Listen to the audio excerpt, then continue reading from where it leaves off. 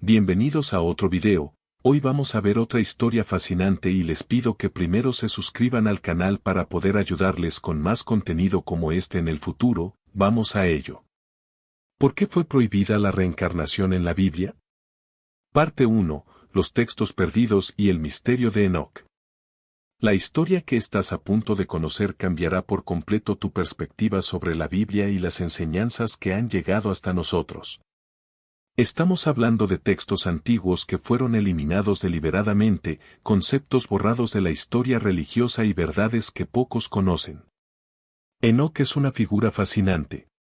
Mencionado brevemente en la Biblia, aparece en el Génesis como alguien que caminó con Dios y simplemente desapareció porque Dios se lo llevó. Solo esa descripción ya debería despertar nuestra curiosidad. Pero lo que la mayoría de la gente no sabe es que existió un libro entero dedicado a Enoc, lleno de revelaciones extraordinarias sobre la naturaleza de la existencia, los ángeles caídos y sí, la reencarnación.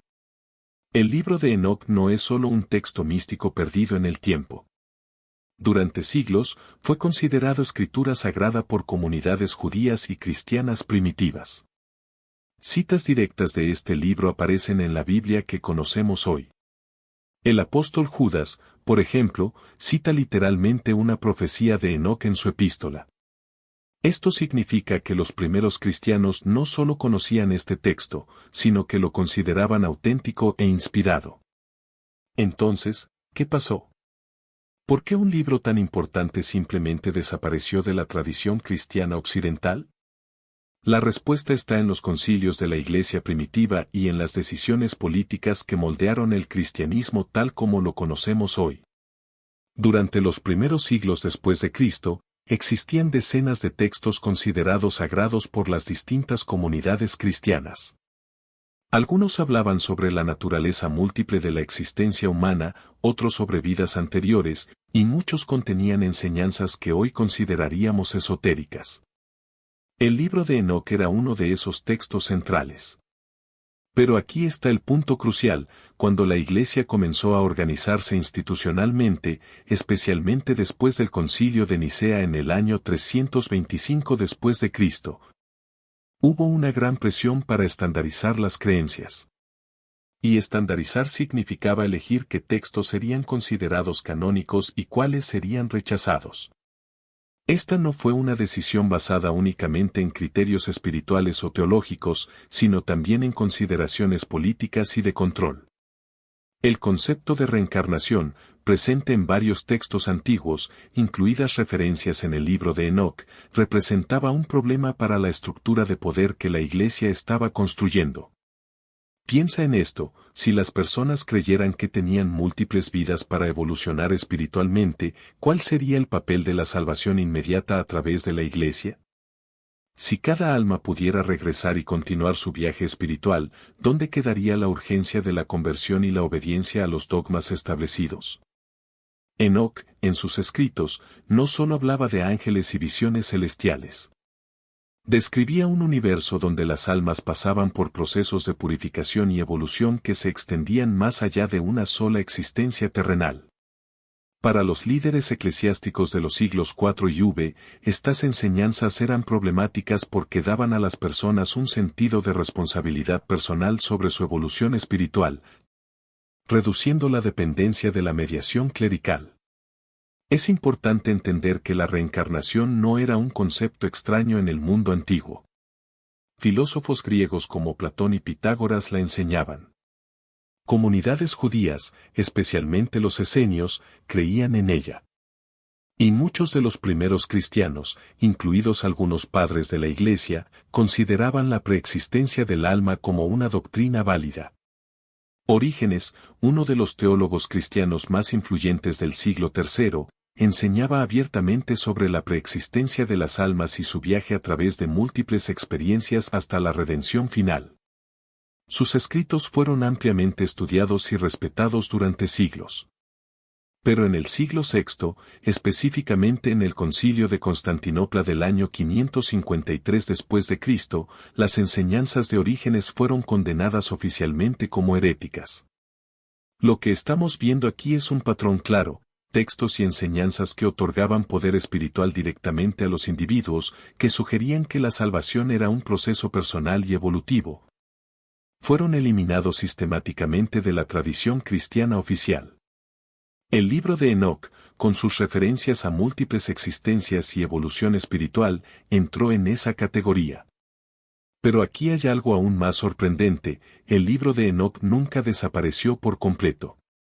Fue preservado en su totalidad por la Iglesia etíope, que lo considera parte de las Escrituras sagradas hasta el día de hoy. Esto significa que tenemos acceso completo a esas enseñanzas perdidas. Podemos leer exactamente lo que fue eliminado de la tradición cristiana occidental y entender por qué sucedió. Cuando comenzamos a estudiar estos textos antiguos, surge una imagen completamente diferente del cristianismo primitivo. Vemos una fe mucho más mística, mucho más enfocada en la experiencia espiritual directa y en la evolución personal del alma. Vemos enseñanzas que fueron deliberadamente suprimidas, no porque fueran falsas o peligrosas, sino porque eran inconvenientes para la estructura de poder que se estaba estableciendo. La historia de Enoc y los textos perdidos nos muestra que el cristianismo que conocemos hoy es solo una de las muchas interpretaciones posibles de las enseñanzas originales. Y tal vez ha llegado el momento de redescubrir esas verdades antiguas. Si te gusta la historia, por favor suscríbete al canal, no tardarás ni 2 segundos y a seguir con el video. Parte 2. El libro de Enoc y las enseñanzas sobre vidas múltiples. Ahora vamos a sumergirnos directamente en el contenido del libro de Enoc y descubrir exactamente lo que enseña sobre la naturaleza del alma y sus múltiples existencias. Prepárate para información que puede transformar tu comprensión sobre la vida, la muerte y el propósito espiritual. El libro de Enoc está dividido en varias secciones, y cada una revela diferentes aspectos de la cosmología espiritual que fue eliminada de la tradición cristiana. La primera sección, conocida como el libro de los vigilantes, no solo cuenta la historia de los ángeles caídos, sino que también revela conceptos fundamentales sobre la naturaleza del alma humana y su viaje a través de distintos estados de existencia. Uno de los pasajes más significativos aparece cuando Enoc es llevado en visión a los lugares de los espíritus, donde ve almas en diferentes etapas de evolución. Describe almas que han pasado por múltiples experiencias, algunas en proceso de purificación, otras preparándose para regresar a la existencia física. Esta no es una descripción vaga o simbólica. Enoc es muy específico sobre la naturaleza continua de la existencia del alma. Pero aquí está lo realmente interesante: Enoc no presenta la reencarnación como un castigo o algo negativo. Al contrario, la describe como parte del plan divino para la evolución espiritual. Las almas regresan no porque hayan fallado, sino como parte de un proceso natural de crecimiento y aprendizaje. Esto es radicalmente diferente a la visión de una sola vida seguida de un juicio eterno. El concepto de generación de almas aparece varias veces en el texto. Enoc habla sobre cómo las almas son creadas en grupos o generaciones que atraviesan experiencias colectivas, aprendiendo y evolucionando juntas a lo largo de múltiples existencias. Esta idea de almas relacionadas que se reencuentran en diferentes vidas es un tema central que fue completamente eliminado de la teología cristiana posterior. Otro aspecto fascinante es cómo Enoc describe la relación entre el conocimiento y la evolución espiritual. Habla de almas que adquieren sabiduría a través de experiencias repetidas, acumulando comprensión que trasciende una sola existencia. Esto crea una visión de educación espiritual en la que cada vida es como una escuela, y el alma progresa a través de diferentes niveles de comprensión. El libro de Enoc también contiene una cosmología detallada sobre los diferentes cielos o dimensiones espirituales donde existen las almas entre encarnaciones. Enoc describe 7 cielos, cada uno con características específicas y poblaciones de almas en diferentes etapas de desarrollo. Esta no es una descripción mitológica vaga, es un mapa detallado del viaje espiritual del alma. Particularmente relevante es la sección donde Enoc encuentra almas que reconoce de existencias anteriores. No solo ve estas almas, sino que comprende sus historias, sus viajes a través de múltiples vidas y cómo llegaron a su estado actual de evolución. Esto sugiere que la continuidad de la conciencia entre vidas no solo era posible, sino esperada para aquellos que alcanzaban cierto nivel de desarrollo espiritual. Lo que hace esto aún más significativo es que estas descripciones en el libro de Enoc son coherentes con enseñanzas sobre la reencarnación encontradas en otros textos antiguos que han sido preservados. Los manuscritos del Mar Muerto, por ejemplo, contienen referencias claras a la preexistencia del alma y al retorno en múltiples vidas. Esto sugiere que estos conceptos no eran marginales ni esotéricos, sino parte del entendimiento espiritual predominante de la época. Pero quizás el aspecto más radical de las enseñanzas de Enoc sea su perspectiva sobre el libre albedrío y la responsabilidad espiritual. Según sus visiones, cada alma es completamente responsable de su propia evolución. No hay salvación pasiva ni redención a través de terceros, cada alma debe recorrer su propio camino de crecimiento a través de múltiples experiencias. Esto explica por qué estas enseñanzas eran tan problemáticas para la Iglesia institucional. Si cada persona es responsable de su propia evolución espiritual a lo largo de múltiples vidas, ¿cuál es el papel de la autoridad religiosa? Si la salvación es un proceso gradual de crecimiento personal, ¿dónde queda la necesidad de mediación clerical?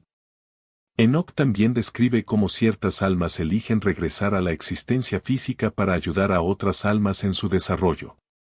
Habla de almas voluntarias que aceptan encarnaciones desafiantes no por necesidad kármica, sino por compasión y deseo de servir.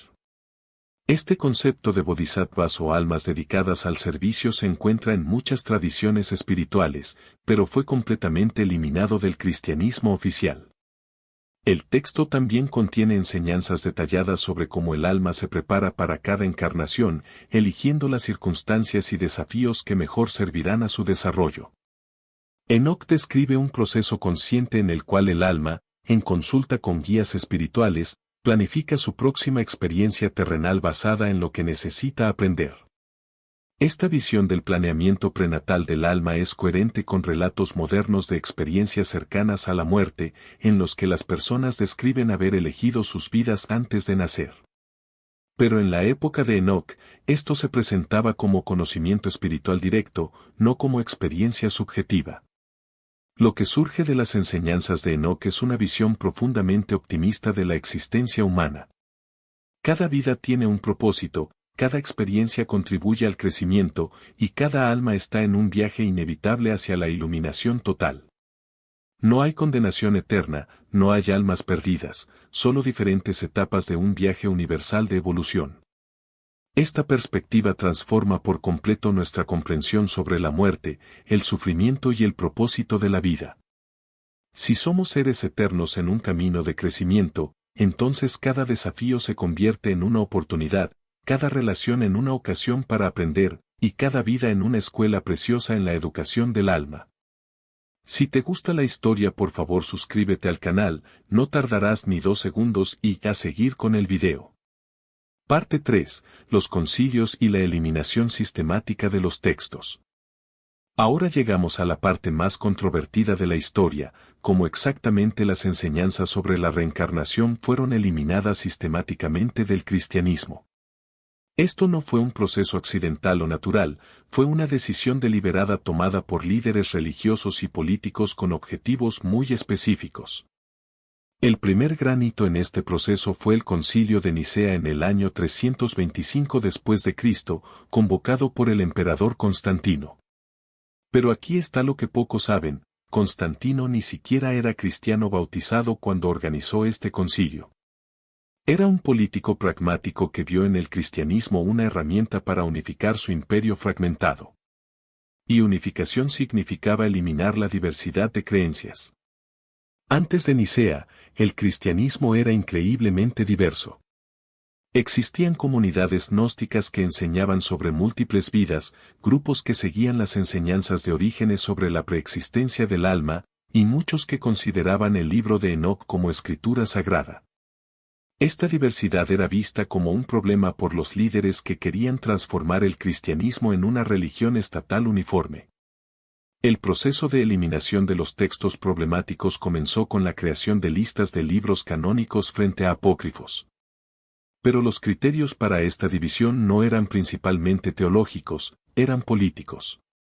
Los textos que otorgaban poder espiritual directamente a los individuos, que sugerían que la salvación era un proceso personal, o que disminuían la autoridad de la jerarquía eclesiástica fueron sistemáticamente excluidos. El libro de Enoc fue uno de los primeros objetivos. A pesar de ser citado en la Biblia canónica y haber sido considerado sagrado durante siglos, fue declarado apócrifo porque sus enseñanzas sobre vidas múltiples y evolución espiritual eran incompatibles con la doctrina de salvación única que la Iglesia estaba promoviendo. Pero la eliminación más significativa ocurrió en el Concilio de Constantinopla en el año 553 después de Cristo. Este concilio, convocado por el emperador Justiniano, tenía un objetivo específico: condenar las enseñanzas de Orígenes sobre la preexistencia del alma. Orígenes había sido uno de los teólogos cristianos más respetados, pero sus enseñanzas sobre las múltiples existencias del alma eran consideradas peligrosas por la Iglesia institucional. La condena de Orígenes no fue solo sobre sus ideas, sino sobre eliminar toda una tradición de pensamiento cristiano que incluía conceptos de reencarnación y evolución espiritual. Después del 553 DC, cualquier enseñanza que sugiriera vidas múltiples o preexistencia del alma fue oficialmente declarada herética. Pero aquí está lo realmente sorprendente: muchos de los obispos que participaron en estos concilios habían estudiado estos textos heréticos y conocían bien las enseñanzas que estaban condenando. Algunos documentos históricos sugieren que hubo una resistencia significativa dentro de la propia Iglesia a la eliminación de estos conceptos. El Papa Vigilio, por ejemplo, inicialmente se negó a condenar a Orígenes, lo que resultó en una crisis política que duró años. Fue literalmente obligado por el emperador Justiniano a firmar la condena, lo que demuestra cómo la política imperial influyó en decisiones teológicas fundamentales. Tras la condena oficial, comenzó un proceso sistemático de destrucción de textos. Manuscritos del libro de Enoc fueron quemados, escritos de Orígenes fueron destruidos, y cualquier texto que contuviera referencias a la reencarnación fue eliminado de las bibliotecas de la Iglesia. Este no fue un proceso gradual, fue una campaña deliberada para eliminar evidencias. Pero algunos textos sobrevivieron. El libro de Enoc fue preservado en su totalidad por la Iglesia etíope, que nunca aceptó las decisiones de los concilios occidentales. Fragmentos fueron encontrados entre los manuscritos del Mar Muerto. Y escritos de Orígenes sobrevivieron en traducciones preservadas por comunidades que no estaban bajo el control directo de la Iglesia de Roma. El impacto de esta eliminación fue profundo. En unas pocas generaciones, conceptos que habían sido centrales en el cristianismo primitivo se volvieron completamente extraños para los cristianos comunes. La reencarnación pasó de doctrina aceptada a herejía pagana en la memoria colectiva cristiana. Pero aquí hay algo fascinante: evidencias de esta eliminación sistemática pueden encontrarse en los propios textos canónicos. Hay pasajes en la Biblia que solo tienen sentido si se interpretan a través del lente de la reencarnación, pero que fueron reinterpretados para ajustarse a la nueva doctrina oficial. La pregunta de los discípulos sobre Juan el Bautista, ¿eres tú Elías?, solo tiene sentido si creían en la reencarnación. La respuesta de Jesús sobre Juan siendo Elías si queréis recibirlo sugiere conocimientos sobre identidades espirituales que trascienden una sola vida. Pero estos pasajes fueron reinterpretados para evitar implicaciones reencarnacionistas. El mismo proceso ocurrió con las enseñanzas sobre nacer de nuevo. En la tradición original, esto se refería literalmente al proceso de reencarnación, el alma naciendo de nuevo en un nuevo cuerpo. Pero fue reinterpretado como un renacimiento espiritual simbólico dentro de una sola vida. La eliminación de estos conceptos también cambió fundamentalmente la comprensión cristiana sobre la justicia divina. Si cada alma vive solo una vez, ¿cómo explicar las desigualdades de la vida? ¿Por qué algunas personas nacen en circunstancias privilegiadas mientras otras enfrentan sufrimiento desde el nacimiento? La reencarnación proporcionaba una explicación lógica basada en la evolución espiritual, pero su eliminación creó problemas teológicos que persisten hasta hoy. El proceso de eliminación también involucró la reescritura de textos históricos. Referencias a vidas múltiples fueron eliminadas de biografías de santos, enseñanzas sobre la preexistencia del alma fueron editadas de comentarios bíblicos. Y cualquier mención a conceptos reencarnacionistas fue sistemáticamente borrada de los registros oficiales. Este proceso de revisión histórica fue tan completo que, en pocos siglos, la mayoría de los cristianos no tenía conocimiento de que estas enseñanzas hubieran existido. La reencarnación se convirtió en algo asociado exclusivamente con religiones orientales, cuando en realidad había sido parte integral del cristianismo primitivo. Lo que estamos viendo aquí es uno de los ejemplos más exitosos de control de la información en la historia. Toda una tradición espiritual fue borrada de la memoria colectiva a través de decisiones políticas y religiosas deliberadas. Pero las evidencias de esta tradición perdida aún existen, esperando ser redescubiertas. Si te gusta la historia, por favor suscríbete al canal, no tardarás ni 2 segundos y a seguir con el video. Parte 4. Las consecuencias y el cristianismo que podría haber sido. Ahora necesitamos enfrentar la pregunta más importante: ¿qué perdimos cuando la reencarnación fue eliminada del cristianismo? ¿Y cómo sería el mundo hoy si esas enseñanzas se hubieran preservado? Las consecuencias de esta eliminación van mucho más allá de la teología, moldearon fundamentalmente nuestra cultura, nuestra comprensión de la justicia y nuestra relación con la muerte. Primero, consideremos el impacto psicológico. La eliminación de la reencarnación creó lo que podemos llamar la ansiedad de la vida única. Si solo tenemos una existencia para arreglar las cuentas con Dios, entonces cada error se vuelve potencialmente catastrófico. Esta presión creó una religión basada en el miedo en lugar del crecimiento espiritual natural. Compárese esto con la perspectiva original de Enoch, donde cada vida era vista como una oportunidad de aprendizaje en un viaje eterno. Los errores no eran pecados condenatorios, sino experiencias que educaban. La muerte no era el terrible final de todas las oportunidades, sino una graduación hacia la siguiente etapa de desarrollo. Este cambio de perspectiva tuvo consecuencias profundas en la forma en que el cristianismo abordó cuestiones sociales. Si las desigualdades de la vida son resultado de una sola existencia predeterminada por Dios, entonces cuestionar esas desigualdades se convierte en cuestionar la propia voluntad divina. La pobreza, el sufrimiento y la injusticia social fueron frecuentemente justificadas como la voluntad de Dios en lugar de verse como oportunidades de crecimiento espiritual y corrección. Con la reencarnación, cada situación difícil sería vista como una elección del alma misma para aprender algo específico. Esto no eliminaría la compasión, al contrario, crearía una comprensión más profunda de que todos estamos en el mismo viaje evolutivo, solo que en diferentes etapas. La ayuda mutua sería vista como parte natural del proceso colectivo de crecimiento espiritual. La eliminación de las enseñanzas sobre múltiples vidas también cambió drásticamente la comprensión cristiana sobre las relaciones. En la visión original, las almas se encontraban repetidamente a lo largo de muchas vidas, trabajando juntas en su desarrollo espiritual. Las relaciones eran vistas como contratos espirituales donde cada persona ayudaba a la otra a crecer. Esta perspectiva habría creado un enfoque muy diferente sobre el matrimonio, la familia y la amistad. En lugar de relaciones basadas en la posesión o el control, tendríamos relaciones basadas en el crecimiento mutuo y el apoyo espiritual. Los conflictos serían vistos como oportunidades para que ambas partes evolucionaran, no como batallas que ganar. El tema de la muerte también fue completamente transformado.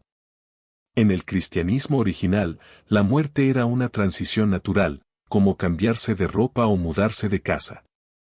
Las personas no tenían el terror a la muerte que caracteriza tanto de la ansiedad moderna. Sabían que continuarían existiendo, aprendiendo y creciendo. Esto tendría enormes implicaciones sobre cómo tratamos a los moribundos, cómo enfrentamos el duelo y cómo encaramos nuestra propia mortalidad. En lugar de negar o temer la muerte, podríamos verla como parte natural del proceso de evolución espiritual. Pero quizás la consecuencia más significativa esté en el área de la responsabilidad personal. con la reencarnación, cada persona es completamente responsable de su propio viaje espiritual. No hay salvación pasiva a través de terceros, cada alma debe hacer el trabajo de crecimiento personal. Esto crearía un enfoque muy diferente para la educación, el desarrollo personal y el crecimiento espiritual. En lugar de depender de autoridades religiosas para la salvación, las personas serían alentadas a desarrollar su propia conexión directa con lo divino. La religión se convertiría más en una herramienta de apoyo que en una institución de control. Imagina cómo sería diferente si el cristianismo hubiera mantenido estas enseñanzas. Las iglesias serían centros de educación espiritual donde las personas aprendieran sobre sus viajes personales de evolución. Los sacerdotes serían maestros y consejeros espirituales, no intermediarios necesarios para la salvación. El concepto de pecado original también sería completamente diferente. En lugar de nacer con una mancha que necesita ser limpiada, cada alma nacería con experiencias acumuladas de vidas anteriores. Algunas almas estarían más avanzadas, otras recién comenzando, pero todas estarían en el mismo viaje de crecimiento. Esto eliminaría la vergüenza y la culpa que caracterizan tanto del cristianismo moderno. Las personas no se sentirían fundamentalmente defectuosas o condenadas. Se verían como estudiantes en una escuela espiritual, haciendo lo mejor que pueden en su nivel actual de desarrollo. El tema de la diversidad religiosa también se abordaría de manera diferente. Si todas las almas están en el mismo viaje básico de evolución, entonces las diferentes tradiciones religiosas serían vistas como diferentes escuelas o caminos adecuados para diferentes etapas de desarrollo. No habría necesidad de convertir a otros ni de afirmar que solo una religión es verdadera. Esta perspectiva habría evitado siglos de guerras religiosas, persecuciones y conflictos. En lugar de competir por las almas, las religiones colaborarían para apoyar el crecimiento espiritual de la humanidad. El impacto en la ciencia también sería significativo. Si las almas preexisten y eligen sus vidas, entonces fenómenos como recuerdos de vidas pasadas, experiencias cercanas a la muerte y conexiones espirituales inexplicables serían áreas legítimas de investigación científica. La división artificial entre ciencia y espiritualidad nunca se habría desarrollado. Pero aquí está lo más fascinante, muchos de estos conceptos están regresando a la conciencia humana por otros caminos. La psicología moderna está redescubriendo la importancia del desarrollo personal a lo largo de la vida. La física cuántica está explorando la naturaleza de la conciencia. La medicina está reconociendo las conexiones entre mente, cuerpo y espíritu. Personas de todo el mundo están reportando experiencias que solo tienen sentido a través del lente de la reencarnación, recuerdos de vidas pasadas, conexiones inexplicables con otras personas, sueños proféticos e intuiciones sobre el propósito de vida. Estos fenómenos están forzando una reevaluación de las creencias materialistas sobre la naturaleza de la existencia. Lo que estamos viendo es un despertar espiritual que está redescubriendo verdades antiguas. Las personas tienen hambre de una espiritualidad que dé sentido a sus experiencias reales, que ofrezca esperanza sin miedo y que dé un propósito verdadero a la existencia humana. Las enseñanzas de Enoch sobre múltiples vidas y evolución espiritual no son solo reliquias históricas interesantes, son claves para comprender nuestra verdadera naturaleza como seres espirituales eternos. Ofrecen respuestas a las preguntas más profundas de la existencia humana: ¿por qué estamos aquí? ¿Cuál es el propósito de la vida? ¿Qué sucede después de la muerte?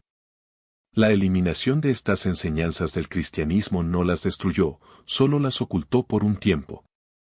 Ahora, con acceso a textos antiguos y una comprensión más profunda de la historia, podemos redescubrir estas verdades perdidas y aplicarlas a nuestro camino espiritual moderno. La pregunta no es si estas enseñanzas son verdaderas, es si estamos listos para abrazar las implicaciones transformadoras de nuestra naturaleza eterna y nuestra responsabilidad por nuestra propia evolución espiritual. Si te gusta el video, suscríbete al canal, deja tu like y compártelo.